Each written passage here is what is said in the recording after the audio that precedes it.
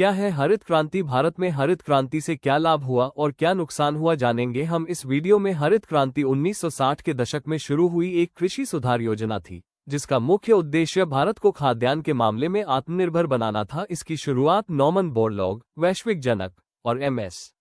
स्वामीनाथन, भारतीय जनक, के नेतृत्व में हुई।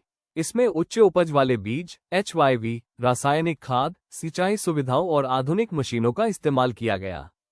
हरित क्रांति कार्यक्रम केवल उन्हीं क्षेत्र में लागू किया गया जहां सिंचाई की समुचित व्यवस्था थी या प्रबंध थे। उदाहरण के लिए पंजाब, पश्चिम उत्तर प्रदेश, तटीय आंध्र प्रदेश तथा तमिलनाडु। हरित क्रांति के सकारात्मक पहलू, फायदे, खाद्यान्न उत्पादन में वृद्धि, देश में गेहूं और चावल का उत्पादन कई गुना बढ़ गया।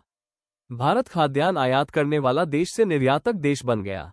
खाद्य सुरक्षा और आत्मनिर्भरता, देश में भूखमरी और अकाल की समस्या लगभग खत्म हो गई।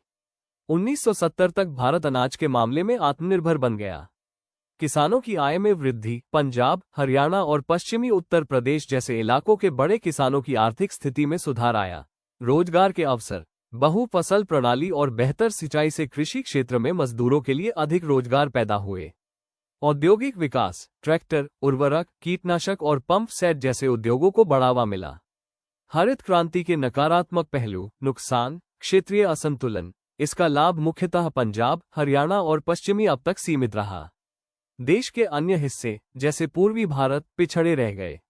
सामाजिक असमानता, नई तकनीकों में अधिक पैसा लगाने की जरूरत थी, इसलिए छोटे और गरीब किसान इसके लाभ से वंचित रह गए। इससे अमीर और गरीब के बीच की खाई और चौड़ी हो गई।